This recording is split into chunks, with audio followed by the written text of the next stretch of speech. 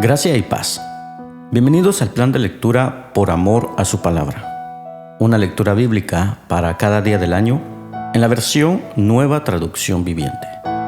Hoy es 2 de julio. Iniciamos nuestro plan de lectura en Josué capítulo 4.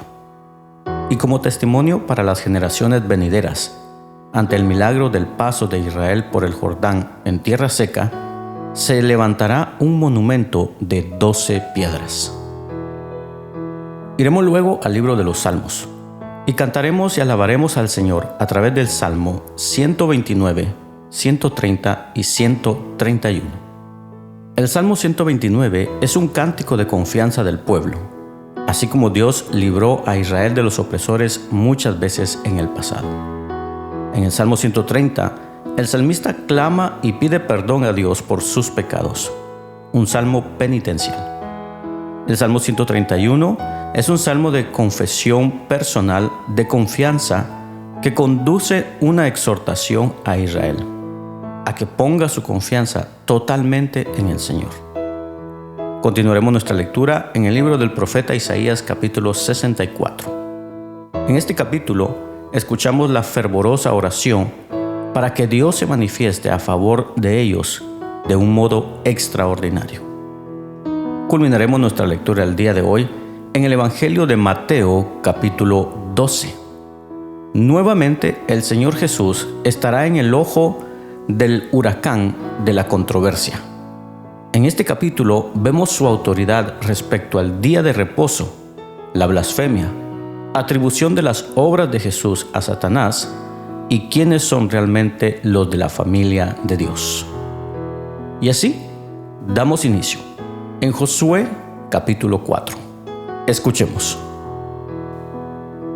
Una vez que todo el pueblo terminó de cruzar el Jordán, el Señor le dijo a Josué: ahora elige a 12 hombres, uno de cada tribu, y diles: tomen 12 piedras del medio del Jordán, del mismo lugar donde están parados los sacerdotes.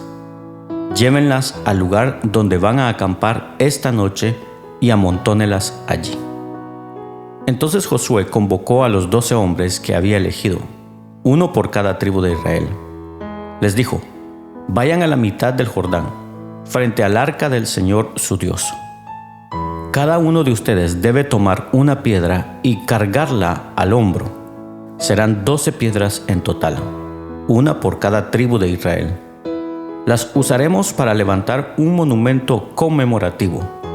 En el futuro, sus hijos le preguntarán: ¿qué significan estas piedras?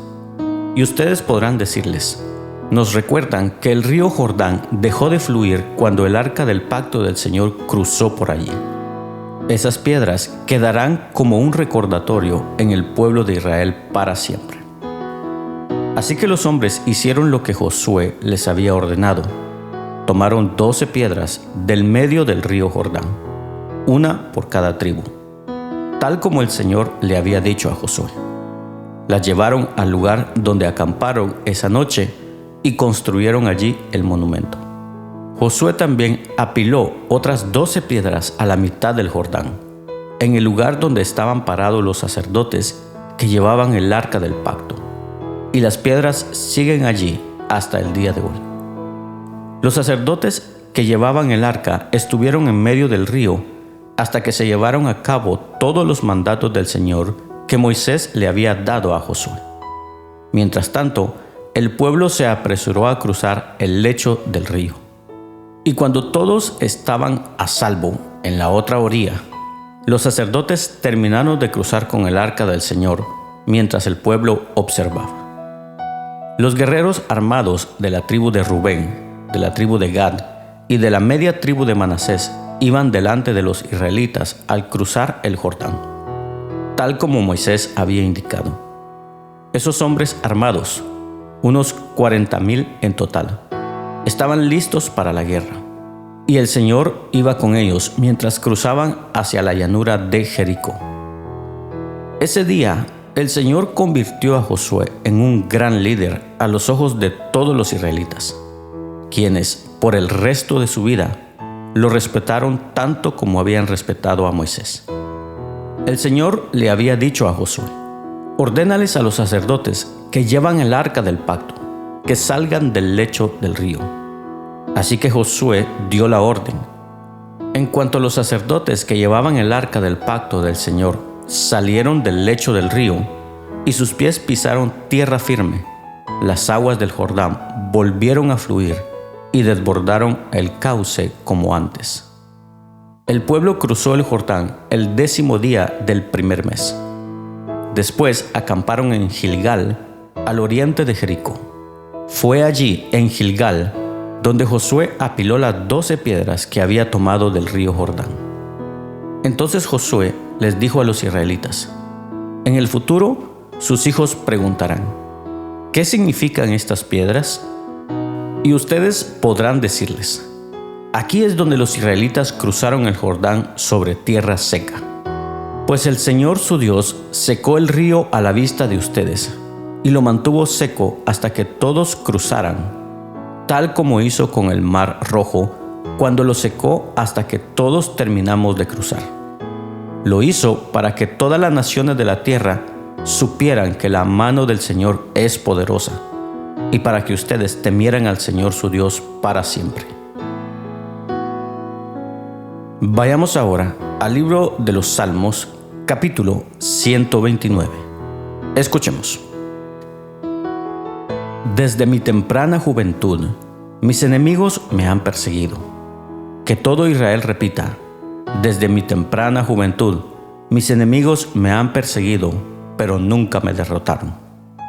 Tengo la espalda cubierta de heridas, como si un agricultor hubiera arado largos surcos. Pero el Señor es bueno, cortó las cuerdas con que me ataban los impíos.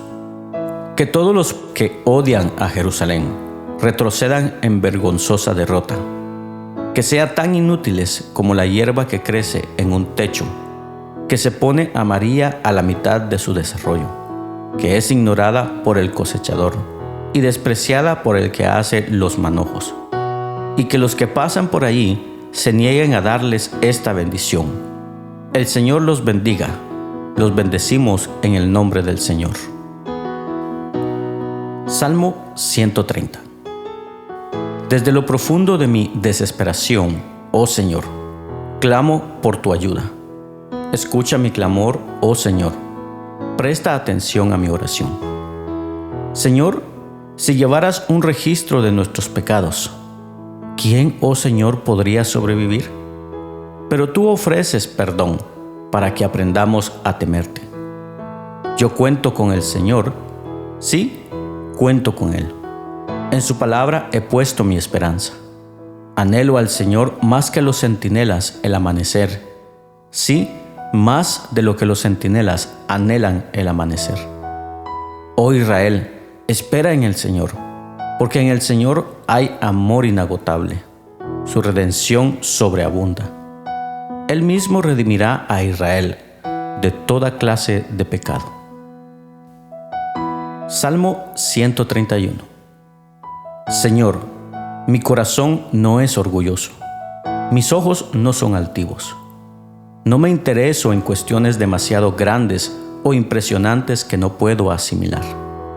En cambio, me he calmado y aquietado, como un niño destetado que ya no llora por la leche de su madre. Sí, tal como un niño destetado es mi alma en mi interior. Oh Israel, pon tu esperanza en el Señor, ahora y para siempre. Vayamos ahora al libro del profeta Isaías, capítulo 64. Escuchemos. Oh, si irrumpieras desde el cielo y descendieras, ¿cómo temblarían los montes en tu presencia? Así como el fuego hace que arda la leña y que hierva el agua, tu venida haría que las naciones temblaran. Entonces tus enemigos se enterarían de la razón de tu fama. Cuando descendiste hace mucho tiempo, hiciste obras temibles por encima de nuestras mayores expectativas. ¿Y cómo temblaron los montes? Desde el principio del mundo, ningún oído ha escuchado, ni ojo ha visto a un Dios como tú, quien actúa a favor de los que esperan en Él. Tú recibes a quienes hacen el bien con gusto, a quienes siguen caminos de justicia. Pero has estado muy enojado con nosotros porque no somos justos. Pecamos constantemente. ¿Cómo es posible que personas como nosotros se salven? Estamos todos infectados por el pecado y somos impuros. Cuando mostramos nuestros actos de justicia, no son más que trapos sucios. Como las hojas del otoño, nos marchitamos y caemos, y nuestros pecados nos arrastran como el viento. Sin embargo, nadie invoca tu nombre ni te ruega misericordia. Por eso tú te apartaste de nosotros y nos entregaste a nuestros pecados. Y a pesar de todo, oh Señor, eres nuestro Padre. Nosotros somos el barro y tú el alfarero. Todos somos formados por tu mano. No te enojes tanto con nosotros, Señor. Por favor, no te acuerdes de nuestros pecados para siempre. Te pedimos que nos mires y veas que somos tu pueblo. Tus ciudades santas están destruidas. Sión es un desierto. Sí, Jerusalén no es más que una ruina desolada. El templo santo y hermoso donde nuestros antepasados te alababan fue incendiado y todas las cosas hermosas quedaron destruidas. Después de todo esto, Señor, ¿aún rehusarás ayudarnos? ¿Permanecerás callado y nos castigarás? Culminamos nuestra lectura el día de hoy a través del Evangelio de Mateo, capítulo 12. Escuchemos. Por ese tiempo, Jesús caminaba en el día de descanso por unos terrenos sembrados. Sus discípulos tenían hambre. Entonces comenzaron a arrancar unas espigas de grano y a comérselas. Algunos fariseos los vieron y protestaron. Mira, tus discípulos violan la ley al cosechar granos en el día de descanso. Jesús les dijo, ¿no han leído en las Escrituras lo que hizo David cuando él y sus compañeros tuvieron hambre? Entró en la casa de Dios y él y sus compañeros violaron la ley al comer los panes sagrados que solo a los sacerdotes se les permitía comer. ¿Y no han leído en la ley de Moisés que los sacerdotes de turno en el templo pueden trabajar en el día de descanso? Les digo, aquí hay uno que es superior al templo. Ustedes no habrían condenado a mis discípulos, quienes son inocentes, si conocieran el significado de la escritura que dice, quiero que tengan compasión, no que ofrezcan sacrificios. Pues el Hijo del Hombre es Señor, incluso del día de descanso. Luego Jesús entró en la sinagoga de ellos, y allí vio a un hombre que tenía una mano deforme. Los fariseos le preguntaron a Jesús, ¿permite la ley que una persona trabaje sanando en el día de descanso? Esperaban que él dijera que sí para poder levantar cargos en su contra. Él les respondió, si tuvieran una oveja y ésta cayera en un pozo de agua en el día de descanso, ¿no trabajarían para sacarla de allí? Por supuesto que lo harían. ¿Y cuánto más valiosa es una persona que una oveja? Así es, la ley permite que una persona haga el bien en el día de descanso. Después le dijo al hombre, extiende la mano. Entonces el hombre la extendió y la mano quedó restaurada, igual que la otra. Entonces los fariseos convocaron a una reunión para tramar cómo matar a Jesús. Pero Jesús sabía lo que ellos tenían en mente. Entonces salió de esa región y mucha gente lo siguió. Sanó a todos los enfermos de esa multitud, pero les advirtió que no revelaran quién era él. Con eso se cumplió la profecía de Isaías acerca de él. Miren a mi siervo, al que he elegido. Él es mi amado, quien me complace. Pondré mi espíritu sobre él y proclamará justicia a las naciones. No peleará ni gritará, ni levantará su voz en público. No aplastará la caña más débil, ni apagará una vela que titila. Al final, hará que la justicia salga victoriosa. y su nombre será la esperanza de todo el mundo. Luego le llevaron a Jesús a un hombre ciego y mudo que estaba poseído por un demonio. Jesús sanó al hombre para que pudiera hablar y ver. La multitud quedó llena de asombro y preguntaba: ¿será posible que Jesús sea el hijo de David, el Mesías? Pero cuando los fariseos oyeron del milagro, dijeron: con razón puede expulsar demonios. Él recibe su poder de Satanás, el príncipe de los demonios.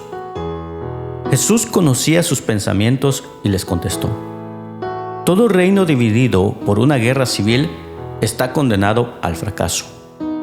Una ciudad o una familia dividida por peleas se desintegrará. Si Satanás expulsa a Satanás, está dividido y pelea contra sí mismo. Su propio reino no sobrevivirá. Entonces, si mi poder viene de Satanás, ¿qué me dicen de sus propios exorcistas, quienes también expulsan demonios? Así que ellos los condenarán a ustedes por lo que acaban de decir. Sin embargo, si yo expulso a los demonios por el Espíritu de Dios, entonces el reino de Dios ha llegado y está entre ustedes. Pues, ¿quién tiene suficiente poder para entrar en la casa de un hombre fuerte y saquear sus bienes? Solo alguien aún más fuerte, alguien que pudiera atarlo y después saquear su casa. El que no está conmigo, a mí se opone, y el que no trabaja conmigo, en realidad trabaja en mi contra. Por eso les digo, cualquier pecado y blasfemia puede ser perdonado, excepto la blasfemia contra el Espíritu Santo, que jamás será perdonada. El que hable contra el Hijo del Hombre puede ser perdonado, pero el que hable contra el Espíritu Santo jamás será perdonado, ya sea en este mundo o en el que vendrá. A un árbol se le identifica por su fruto. Si el árbol es bueno, su fruto será bueno. Si el árbol es malo, su fruto será malo. Camada de víboras, ¿cómo podrían hombres malvados como ustedes hablar de lo que es bueno y correcto? Pues lo que está en el corazón determina lo que uno dice. Una persona buena produce cosas buenas del tesoro de su buen corazón, y una persona mala produce cosas malas del tesoro de su mal corazón. Les digo lo siguiente: el día del juicio tendrán que dar cuenta de toda palabra inútil que hayan dicho. Las palabras que digas te absolverán o te condenarán. Un día, algunos maestros de la ley religiosa y algunos fariseos se acercaron a Jesús y le dijeron: Maestro, queremos que nos muestres alguna señal milagrosa para probar tu autoridad. Jesús le respondió: solo una generación maligna y adúltera exigiría una señal milagrosa, pero la única que les daré será la señal del profeta Jonás. Así como Jonás estuvo en el vientre del gran pez durante 3 días y 3 noches, el Hijo del Hombre estará en el corazón de la tierra durante 3 días y 3 noches. El día del juicio, los habitantes de Nínive se levantarán contra esta generación y la condenarán, porque ellos se arrepintieron de sus pecados al escuchar la predicación de Jonás. Ahora alguien superior a Jonás está aquí, pero ustedes se niegan a arrepentirse. La reina de Saba también se levantará contra esta generación el día del juicio y la condenará, porque vino de una tierra lejana para oír la sabiduría de Salomón. Ahora alguien superior a Salomón está aquí, pero ustedes se niegan a escuchar. Cuando un espíritu maligno sale de una persona, va al desierto en busca de descanso, pero no lo encuentra. Entonces dice: volveré a la persona de la cual salí. De modo que regresa y encuentra su antigua casa vacía, barrida y en orden. Entonces el espíritu busca a otros 7 espíritus más malignos que él, y todos entran en la persona y viven allí. Y entonces esa persona queda peor que antes. Eso es lo que le ocurrirá a esta generación maligna. Mientras Jesús hablaba a la multitud, su madre y sus hermanos estaban afuera y le pedían hablar con él. Alguien le dijo a Jesús: «Tu madre y tus hermanos están parados afuera y desean hablar contigo». Jesús preguntó: «¿Quién es mi madre? ¿Quiénes son mis hermanos?». Luego señaló a sus discípulos y dijo: «Miren, estos son mi madre y mis hermanos, pues todo el que hace la voluntad de mi Padre que está en el cielo es mi hermano y mi hermana y mi madre». De esta manera concluye la lectura del día de hoy. Rogamos a Dios que sea de bendición a tu vida. Puedes compartirlo con tus amigos y familiares. No te pierdas el día de mañana este plan de lectura por amor a su palabra. Síguenos en nuestras redes sociales. Que tengas un bendecido día. Y recordamos las palabras de Jesús: «Yo soy el camino, la verdad y la vida». Por lo tanto, no hay camino, no hay verdad y no hay vida sino en Jesús.